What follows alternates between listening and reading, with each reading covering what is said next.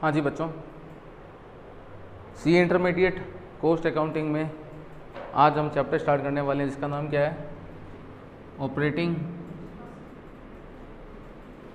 Costing. ये जो chapter हम करने वाले हैं यहाँ पर ऑपरेटिंग कॉस्टिंग, ये अभी आपका थोड़ा तेज़ स्पीड में चलेगा, रेगुलर क्लास के हिसाब से नहीं चलेगा, ये थोड़ा फास्ट ट्रैक के हिसाब से चलेगा। Operating costing basically operating costing का दूसरा नाम जो होता है वो होता है सर्विस सेक्टर कॉस्टिंग। जो सर्विस सेक्टर वाले होते हैं वो अपनी जब कॉस्टिंग निकालते हैं तो वो निकालते हैं तुम्हारे ऑपरेटिंग कॉस्टिंग के कंसेप्ट के हिसाब से। तो इसे हम ऑपरेटिंग कॉस्टिंग के साथ साथ क्या बोलते हैं बच्चों, सर्विस सेक्टर कॉस्टिंग भी बोलते हैं। अब सर्विस सेक्टर में बताओ क्या क्या आता है, सर्विस सेक्टर में क्या क्या आता है बताइए। एक आता है ट्रांसपोर्टेशन। ट्रांसपोर्टेशन में भी दो होते हैं, एक होता है पैसेंजर और एक होता है तुम्हारे पास में गुड्स। एक ट्रांसपोर्टेशन वाले वो होते हैं जो बसेस चलाते हैं और पैसेंजर को ट्रांसपोर्ट करते हैं, और एक होते हैं तुम्हारे गुड्स ट्रांसपोर्ट वाले। इसके अलावा सर्विस सेक्टर में आते हैं तुम्हारे पास में होटल, हॉस्पिटल, सिनेमा, जो इलेक्ट्रिसिटी डिपार्टमेंट है, चाहे वो वाटर डिपार्टमेंट है, जो भी सर्विस डिपार्टमेंट है, वो सारे तुम्हारे किस कैटेगरी में आते हैं, सर्विस सेक्टर कॉस्टिंग की कैटेगरी में आते हैं, जिसे हम बोलते हैं ऑपरेटिंग कॉस्टिंग। तो बेसिकली तुम्हारे सिलेबस में क्या क्या आता है, ट्रांसपोर्टेशन आता है, होटल आता है, हॉस्पिटल आता है, सिनेमा आता है, एयरलाइंस, ये भी आपके सर्विस सेक्टर कॉस्टिंग का पार्ट है। तो ऐसे बहुत सारे हो सकते हैं। जो भी सर्विस सेक्टर है वो सारा का सारा अपनी कॉस्ट अकाउंटिंग इसी कंसेप्ट से यूज़ करता है। सेकंड थिंग, इस चैप्टर में हम पढ़ने वाले क्या हैं, क्या पढ़ना है इस चैप्टर में, क्या हमें इनके अकाउंट्स बनाने हैं? हमें इनके अकाउंट्स नहीं बनाने हैं। तो हमें यहाँ करना क्या है, हम यहाँ क्या करने वाले हैं इस चैप्टर में? इस चैप्टर में हम ये देखने वाले हैं कि जब ये लोग किसी भी चीज़ की रेट निकालते हैं, जो ट्रांसपोर्ट वाले हैं जब गुड्स ट्रांसपोर्ट करते हैं, जो अपनी रेट निकालते हैं जिसमें वो प्रॉफिट जोड़ करके अपनी सेल प्राइस निकालते हैं, चाहे वो जो तुम्हारे पैसेंजर ट्रांसपोर्ट वाले हैं वो भी अपनी क्या निकालते हैं, कॉस्ट। उसके लिए पहले वो रेट निकालते हैं, किसकी रेट, कॉस्टिंग की रेट निकालते हैं कि क्या रेट पड़ रही है, उसमें अपना जो प्रॉफिट मार्जिन वो जोड़ के क्या निकालते हैं, सेलिंग प्राइस निकालते हैं। तो मुझे सबसे पहले बताइए कि ये लोग अपनी जब रेट निकालते हैं वो रेट किस बेसिस पे निकालते हैं। जैसे कि गुड्स ट्रांसपोर्ट वाले हैं या पैसेंजर ट्रांसपोर्ट वाले हैं, तो वो पैसेंजर ट्रांसपोर्ट वाले किसी भी कस्टमर से जब पैसा चार्ज करते हैं वो किस बेसिस पर पैसा चार्ज करते हैं। जो गुड्स ट्रांसपोर्ट वाले हैं जब किसी कस्टमर के गुड्स को यहाँ से वहाँ किसी डेस्टिनेशन पे भेजते हैं, जब वो पैसा चार्ज करते हैं उनसे किस बेसिस पे चार्ज करते हैं, हमें उस चीज़ के बारे में यहाँ पढ़ना है। एक सिंपल सा एग्जांपल लेता हूँ, आप यहाँ से समझ जाएंगे कि हमें इनकी रेट किस बेसिस पे निकालनी होती है। एक बस है जो बीकानेर से जयपुर जाती है, कहाँ जाती है बच्चों, बीकानेर से जयपुर। यहाँ जो टोटल डिस्टेंस है वो मान लेते हैं तुम्हारा 300 किलोमीटर है। बीकानेर से जयपुर बस जाती है, डिस्टेंस कितना है, 300 किलोमीटर है। और एक बस में जो पैसेंजर होते हैं वो नॉर्मली होते हैं 50 ऑन एवरेज। ऑन एवरेज बस में एनी टाइम कितने होते हैं पैसेंजर, 50 पैसेंजर पर रन। एक बार जब बस चलती है तो 50 पैसेंजर ऑन एन एवरेज बस में होते हैं। अब तुम ये मत बोलना सर स्लीपर क्लास की रेट क्या होगी, मतलब जो स्लीपर कोच बने होते हैं उनकी रेट क्या होगी, नॉर्मल सीटिंग कोच होते हैं उनकी रेट क्या होगी, अलग होगी। अभी मैं नॉर्मल बस मानता हूँ, मैं ये मान रहा हूँ कि वो सिंपल बस है जिसमें 50 पैसेंजर बैठ सकते हैं, सिंपल चेयर वाली बस है, सीटिंग बस है, उसमें स्लीपर कोच नहीं है। मैं सिंपल बस मान के चलता हूँ कि डिस्टेंस 300 किलोमीटर है, पैसेंजर कितने हैं बच्चों इसके अंदर, 50 पैसेंजर हैं। और जो कॉस्ट आएगी, कॉस्ट पर रन का मतलब हो गया बीकानेर से जयपुर जब ये बस जा रही है उसकी जो कॉस्ट आएगी, कॉस्ट में क्या क्या आएगा, फ्यूल चार्जेस आएंगे, ड्राइवर की सैलरी, कंडक्टर की सैलरी, जो बस है उसके जो रोड टैक्स लगते हैं वो आएंगे, बस पे जो डेप्रिसिएशन लगेगा वो भी आएगा, बस को अगर आपने लोन पे ले रखा है तो उस लोन का इंटरेस्ट का एक्सपेंडिचर भी किस में आएगा, इसमें आएगा साथ में बस का रिपेयर मेंटेनेंस, बस का इंश्योरेंस, ऐसे हज़ारों खर्चे होते हैं। कुछ खर्चे होते हैं वेरिएबल, वेरिएबल वो होते हैं जो रनिंग पर डिपेंड करता है, बस चलेगी तो लगेंगे वरना नहीं लगेंगे, और कुछ होते हैं तुम्हारे पास में फिक्स्ड जो लगने ही लगने हैं। तो ये जो कॉस्ट पर रन है, मान लेते हैं कि ये है 50,000 रुपीज़। एक बार जब बस चलती है तो कॉस्ट पर रन जो आ रही है वो 50,000 आ रही है। बताइए ये अपने पैसेंजर से किस बेसिस पर पैसा चार्ज करेंगे, अपने पैसेंजर से पैसा किस बेसिस पर चार्ज करेंगे? तो बताइए क्या ये पैसेंजर से पैसा first on basis of kilometre ले सकते हैं क्या? क्या किलोमीटर के बेस पर कस्टमर से पैसा चार्ज कर सकते हैं क्या? जैसे कि 50,000 की कॉस्ट है बच्चों, कितने किलोमीटर पर? 300 किलोमीटर पर। तो पर किलोमीटर कितना हुआ निकाल सकते हैं हम लोग? निकाल के बताइए पर किलोमीटर कितना होगा, निकालो बच्चों। 167 होगा पर किलोमीटर। पर किलोमीटर पे भी निकाल सकते हैं, नहीं निकाल सकते हैं? ये लोग निकाल सकते हैं। अच्छा सेकंड नंबर, क्या ये पर पैसेंजर भी निकाल सकते हैं क्या?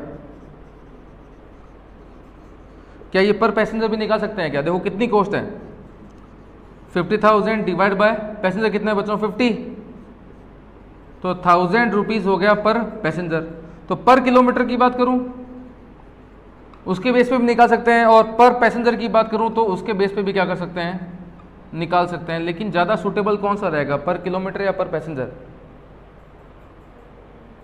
बताओ, पर किलोमीटर ज़्यादा सूटेबल रहेगा या पर पैसेंजर ज़्यादा सूटेबल रहेगा?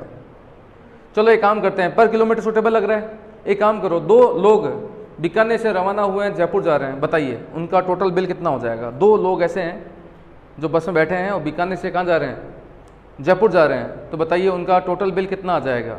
दो लोग बीकानेर से जयपुर जा रहे हैं, दो लोग जा रहे हैं बीकानेर से जयपुर, बताइए उनका बिल कितना आ जाएगा? 167 पर किलोमीटर। ये पर किलोमीटर है, इंटू किलोमीटर कितने हैं? 300। तो 167 इंटू 300 इंटू कितने पैसेंजर है बच्चों? 2 इंटू 2 और कर दो, कितना आया बिल? छोटा मोटा अमाउंट आएगा, 1-1.5 लाख रुपए के आसपास जाएगा। तो मतलब कि ये तो प्योरली क्या है, रॉन्ग है, ये तो गलत ही है। पर किलोमीटर निकालना तो गलत ही है। तो सूटेबल कौन सा हुआ? पर पैसेंजर। अब एक सवारी है जो बीकानेर से जयपुर जा रही है, कितने रुपए लेंगे उसे आप? 1000 रुपये। एक सवारी ऐसी है जो बीकानेर से जयपुर नहीं जा रही है, बीकानेर और जयपुर के बीच में मान लो एक दूसरा स्टेशन और आता है, वो सवारी उस स्टेशन के लिए जा रही है, बताइए उससे क्या चार्ज करेंगे? तो भी आप क्या बोल रहे हैं, 1000। कोई बंदा बोलता है कि जस्ट साहब 10 किलोमीटर दूर मेरा गांव है, वहाँ छोड़ दो, तो तुम तो क्या बोलोगे, 1000 रुपीज़। क्या ये सही है गलत है? ये भी गलत है, दोनों ही सही नहीं है। तो ये लोग किस बेसिस पर कस्टमर से पैसा चार्ज करते हैं, ये अपने पैसेंजर से पैसा किस बेसिस पे लेते हैं? तो दोनों ही बेसिस क्या है, गलत है।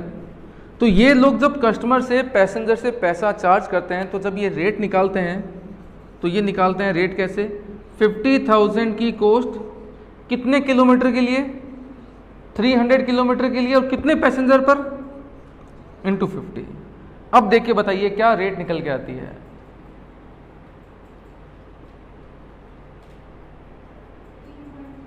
3.33। क्या है ये 3.33? पर पैसेंजर पर किलोमीटर की रेट है। ये जो रेट है वो कौन सी है? पर पैसेंजर पर किलोमीटर। तो ये दो पैसेंजर हैं, वो अगर चोमू जा रहे हैं, डिस्टेंस कितना है? 250 किलोमीटर है, तो बताइए चार्जेस कितने हो जाएंगे? 2 इंटू 250 इंटू 3.33। तो 2 सवारी का पैसा निकल के आ जाएगा। क्लियर? तो यहाँ पर जो ये लोग होते हैं, कौन से वाले? पैसेंजर ट्रांसपोर्ट वाले, ये जब कस्टमर से पैसा चार्ज करते हैं तो किस बेसिस पे चार्ज करते हैं बच्चों? पर पैसेंजर। बार बार पर नहीं करते हैं हम लोग, एक बार पर करते हैं, पर पैसेंजर किलोमीटर। तो सिंपल सी बात है, क्लियर है ये वाली बात, नोट कर लेना। तो यहाँ पर जो रेट निकाली जाती है उस रेट का बेसिस हमें सबसे पहले सेलेक्ट करना है कि रेट का बेसिस क्या होना चाहिए। हाँ जी बताइए बच्चों, बताइए ये लोग पैसेंजर से पैसा किस बेसिस पे चार्ज करेंगे? पर पैसेंजर किलोमीटर के बेसिस पर। ये गुड्स ट्रांसपोर्ट वाले जो होते हैं वो किस बेसिस पे चार्ज करेंगे? ये चार्ज करते हैं टन के बेसिस पर। किसके बेस पर? टन के बेसिस पर। तो इनका क्या होता है? पर टन पर किलोमीटर। तो हम क्या बोलेंगे? पर टन किलोमीटर। होटल वाले किस बेसिस पर चार्ज करते हैं? पर रूम पर डे। उनके जो चार्जेस होते हैं वो किस बेसिस पर होते हैं? होटल के पर रूम पर डे। तो यहां होते हैं पर रूम, क्लियर? पर रूम पर डे। हॉस्पिटल वाले पर बेड पर डे। तो ये चार्ज करते हैं कैसे? पर बेड पर डे। इसको हम बोलते हैं पर बेड डे। सिनेमा वाले कैसे चार्ज करते हैं? बताओ। पर सीट, पर शो। क्योंकि सिनेमा हॉल में क्या होता है? मल्टीपल शोज लगते हैं, आप देखते हो, तो मल्टीपल शो लगते हैं। तो ये जो चार्ज करते हैं वो कैसे चार्ज करते हैं? पर सीट पर शो के हिसाब से। जो एयरलाइंस वाले हैं वो कैसे चार्ज करते हैं बच्चों? पर पैसेंजर पर फ्लाइट। ये चार्ज करते हैं कैसे? पर पैसेंजर पर फ्लाइट। तो ये इनके चार्जेस के बेसिस आपको समझ में आ गए। फर्स्ट मैंने आपको समझाया था, बाकी आप इनबिल्ड समझ गए कि किनके चार्जेस किस बेसिस पे निकाले जाएंगे। क्लियर? इसमें आपको सबसे पहले क्या करना है बच्चों? सबसे पहले आपको ये चीज़ कैलकुलेट करनी है, पर रूम पर, ये जो ना पर रूम डेज, पैसेंजर किलोमीटर, ये कैलकुलेट करना है। और आपको एक्सपेंडिचर कैलकुलेट करना है। एक्सपेंडिचर में दो होंगे, वेरिएबल होंगे और साथ में क्या होंगे? फिक्स्ड।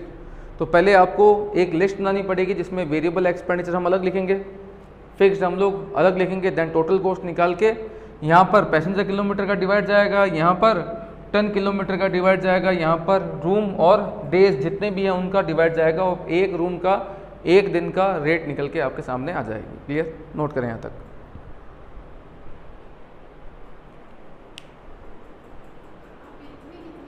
हाँ जी बच्चों, इलस्ट्रेशन नंबर 1 पे आइए, पेज नंबर 140।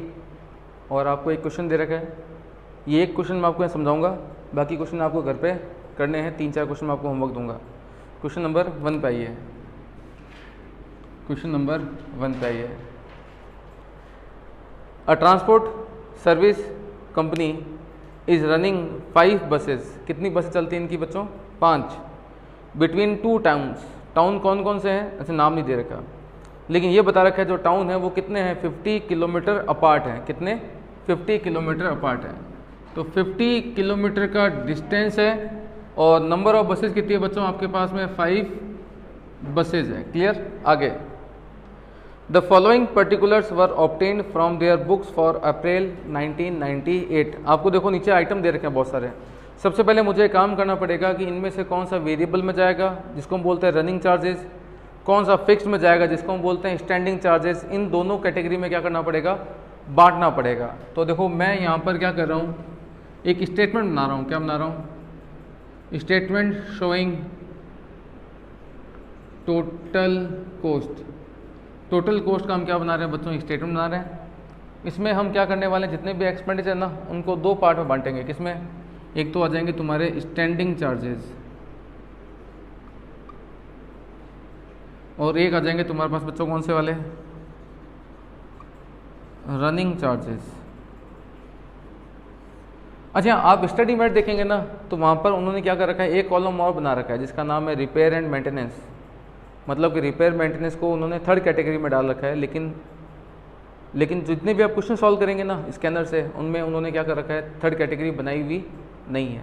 तो हम 2 कैटेगरी पे चल रहे हैं, स्टैंडिंग और रनिंग पर। जो मेंटेनेंस है अगर आपको अलग करना है तो अलग कर सकते हैं, वरना आप मेंटेनेंस को अलग ना करके यहीं पर ही एडजस्ट कर लेना। तो यहाँ पर देखिए, बताइए आपको कौन कौन से आइटम दे रखे हैं।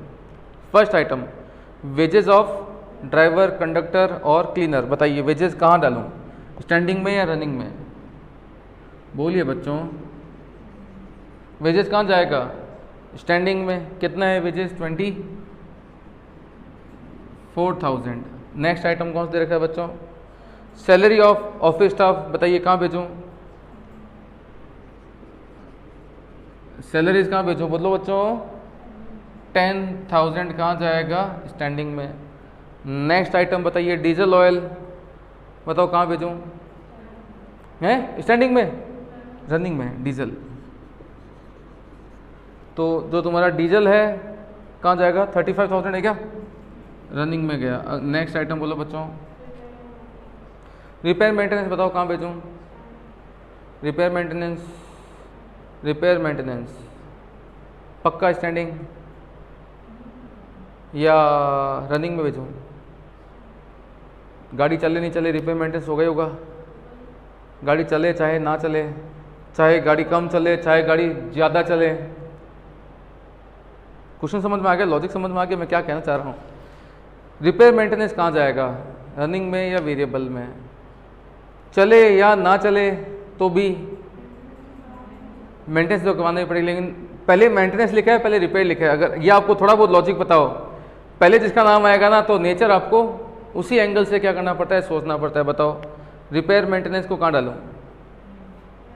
क्वेश्चन समझ में आ गया? गाड़ी चलेगी तो ज़्यादा लगेगा, नहीं चलेगी तो नहीं लगेगा, कम लगेगा। पहले रिपेयर लिखा गया है, अब सॉल्यूशन में देख के बताओ सॉल्यूशन में कहाँ डाला गया?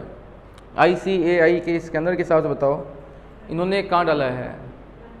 समझ में आ गया? रनिंग का मतलब क्या है? यहाँ पहले दे रखा है रिपेयर। रिपेयर का मतलब क्या होता है? गाड़ी ज़्यादा चलेगी तो रिपेयर खर्चा ज़्यादा होगा, नहीं चलेगी तो नहीं होगा, कम चलेगी तो कम होगा। मेंटेनेंस अगर लिखा होता ना पहले स्टार्टिंग में तो मैं क्या बोलता कि मेंटेनेंस फिक्स्ड होता है। मेंटेनेंस का मतलब होता है रख रखाव ताकि गाड़ी खराब ना हो। लेकिन रिपेयर का मतलब क्या होता है? गाड़ी के खराब होने के बाद के एक्सपेंडिचर। और मेंटेनेंस का मतलब क्या होता है? गाड़ी खराब नहीं हो इसके लिए एक्सपेंडिचर। तो यहाँ रिपेयर दे रखा है, रिपेयर को हमने कहाँ डाला बच्चों? वेरिएबल में। कितना है रिपेयर? 8,000। नेक्स्ट बताइए बच्चों। टैक्सेस, इंश्योरेंस, ये तो क्या होता है? ये कौन से टैक्सेस की बात हो रही है? Road tax. जो बसें चलती हैं ना रूट पर, उनको route tax, route permit tax या रोड टैक्स क्या करने पड़ते हैं? पे करने पड़ते हैं। ये उन टैक्सेस की बात हो रही है। कितने हैं? 16,000। नेक्स्ट आइटम बच्चों, डेप्रीशिएशन बताइए, वेरिएबल या फिक्स्ड? बताओ बच्चों, डेप्रीशिएशन वेरिएबल या फिक्स्ड? अब जो बस वाले होते हैं ना वो डेप कैसे लगाते हैं? एग्जांपल देके बोलता हूँ। आपने एक बस परचेज की है, उसकी लाइफ कितनी होती है बस की? मैं बोलता हूँ कि बस की लाइफ 10 साल है। कितनी है बस की लाइफ? 10 साल है। बताओ डेप कैसे लगाओगे? हम बोलते हैं कि कॉस्ट माइनस जो तुम्हारा स्क्रैप, याद है ना, अपॉन लाइफ। ये 1 साल का डेप निकल जाएगा। अब इससे तो कोई फ़र्क ही नहीं पड़ा कि बस चली या नहीं चली, ज़्यादा चली या। तो अगर इस तरीके से मैं डेप निकालता हूँ तो ये डेफिनेटली क्या होगा? फिक्स्ड होगा। सेकंड ऑप्शन, एक बस में लेके आया, उसकी लाइफ दे रखी है 2 लाख किलोमीटर। बस की लाइफ दे रखी है कितनी? 2 लाख किलोमीटर। अब बताओ डेप कैसे निकालोगे? हम मान लो मैं बोलता हूँ कि 2018-19 में जो बस है ना वो चली है 40,000 किलोमीटर। बताओ डेप कैसे निकालोगे? 2018-19 में बस चली है 40,000 किलोमीटर। बताओ डेप कैसे निकालोगे? तो हम बोलेंगे cost minus scrap upon 2 lakh. ये क्या निकल के आएगा? डेप। कौन सा डेप है ये? पर किलोमीटर डेप है ये। पर मल्टीप्लाई किससे कर दूंगा? 40,000 से, तो टोटल डेप निकल जाएगा। तो बताओ ये वाला डेप कौन सा है? वेरिएबल है या फिक्स्ड है? वेरिएबल है। तो डेप वेरिएबल मानूं या डेप फिक्स्ड मानूं, डिपेंड करता है कि आपने डेप निकाला किस तरीके से है। आपने अगर नंबर ऑफ ईयर के बेस पे निकाला है तो वो फिक्स्ड हो जाएगा। अगर आपने उसको कैसे निकाला है? अगर आपने उसको किलोमीटर के बेसिस पे निकाला है तो ये क्या हो जाएगा? वेरिएबल हो जाएगा। लेकिन अब सोच के बताइए, जो बस वाले होते हैं वो डेप किस बेसिस पे लगाते होंगे? आप अपने हिसाब सोच के बताइए कि जो ये बस वाले होते हैं, जो ट्रांसपोर्टेशन में जो गाड़ियाँ चलती है, वो डेप किस बेसिस पे लगाते हैं? लाइफ के बेस पर। लाइफ कौन सी वाली? नंबर ऑफ ईयर वाली या किलोमीटर वाली है? तो बेसिकली जितने भी ट्रांसपोर्टेशन वाले होते हैं वो किलोमीटर के बेस पर डेप लगाते हैं। इसलिए उनके डेप के एक्सपेंडिचर को कहाँ भेजा जाएगा? रनिंग में भेजा जाएगा। लेकिन इस क्वेश्चन में हमें ध्यान नहीं लग रहा कि ये डेप कौन सा वाला है, तो हम ये मान के चल रहे हैं कि इन्होंने ये डेप किलोमीटर के बेस पे निकाला होगा। हम ये मान के चलते हैं। सर मैं तो ये मान के चलूँगा कि लाइफ नंबर ऑफ ईयर के बेस पे निकाली हुई है, तो नोट में डाल दो भाई। नीचे कहाँ लिख दो? नोट में लिख दो कि हमने डेप को वेरिएबल माना है या जाना कॉस्ट में ही है, या वेरिएबल में जाए या फिक्स में जाए, जाना कॉस्ट में ही है, लेकिन आपको थोड़ा सा क्या करना पड़ेगा, नोट में लिखना पड़ेगा कि भैया हमने इसको वेरिएबल माना है या फिक्स माना है। तो मैंने यहाँ डैप को ले लिया किसमें, रनिंग में। कितना आ गया डैप बच्चों, 26,000। नेक्स्ट आइटम कौन सा है, इंटरेस्ट। बताओ इंटरेस्ट को क्या मानूं, फिक्स्ड। स्टैंडिंग चार्जेस में गया इंटरेस्ट, कितना हो गया बच्चों, 20,000 का। तो ये आ जाएगी आपके पास में, जिसको मैं बोल दूंगा ए क्या आ गया तुम्हारे पास में, स्टैंडिंग। इसको हम बोल देंगे बी क्या आ जाएगा तुम्हारे पास में, रनिंग। और मैं नीचे दूंगा टोटल का मतलब क्या हो जाएगा भाई, ए प्लस बी। ये टोटल कॉस्ट निकल के आ जाएगी। देखना टोटल कॉस्ट कितनी है, वो दे रखी है क्वेश्चन में, 1,39,000। तो 1,39,000 की कॉस्ट आ गई। और हमें करना क्या है, हमें निकालना क्या है, find out cost per passenger पर किलोमीटर। कॉस्ट निकाली ना पर पैसेंजर पर किलोमीटर। ये लोग क्या करेंगे, पर पैसेंजर की कॉस्ट निकालने के बाद में क्या करेंगे, उसमें जो प्रॉफिट मार्जिन जोड़ना है जोड़ लेंगे, और एक टिकट समझो ना क्या होता है, जो बस की जो टिकट होती है उसकी क्या निकाल लेंगे, सेलिंग प्राइस निकाल लेंगे। तो बताओ सबसे पहले मुझे निकालना क्या है, कॉस्ट पर पैसेंजर किलोमीटर। अब मुझे सबसे पहले क्या करना पड़ेगा, पैसेंजर किलोमीटर कितने हैं वो ढूंढना पड़ेगा। देखो 50 किलोमीटर की दूरी है, 5 इनके पास में क्या है, बसेस हैं। और आगे पढ़ो, इनके बारे में कुछ और दे रखा है क्या, एक्चुअली बोलता है कि पैसेंजर जो है ना वो 75% रहते हैं, मतलब कि 5 बसें 50 किलोमीटर है, लेकिन रहते कितने हैं, केवल 75%। और बोलो, all buses run on all the day of the month, मतलब क्या हो गया, 30 के 30 दिन। 30 दिन कैसे पता लगा कि 30 दिन है, अप्रैल लिखा है, क्या लिखा ऊपर, अप्रैल, तो ये 30 दिन है। अगर मई लिखा होता तो 31 हो जाते। आपको थोड़ा दिमाग लगाना पड़ेगा, ऊपर अप्रैल लिखा गया है। तो ये बस जो है महीने की पूरे दिन चली है, मतलब कि डेज कितने हो गए आपके पास में, 30 हो गए। और क्या दे रखा है, ईच बस has made 1 round trip. Round trip का मतलब क्या होता है, जाना और वापस आना। ट्रिप का मतलब क्या होता है, गए और वापस आ गए। 1 राउंड ट्रिप, जाके वापस आ गए। अब आपके जो ट्रिप कितने हैं, 1 है। तो मुझे सबसे पहले क्या करना है, पैसेंजर किलोमीटर निकालना है। अब मैं कैसे पता करूं कि पैसेंजर किलोमीटर कितने हैं, सिंपल सी बात, आपको रेट जो निकालते हैं ना वो निकालते हैं पर पैसेंजर पर किलोमीटर। तो जो डिवाइड में क्या आएगा, पैसेंजर आएगा किलोमीटर आएगा, पैसेंजर मल्टीप्लाई बाय किलोमीटर।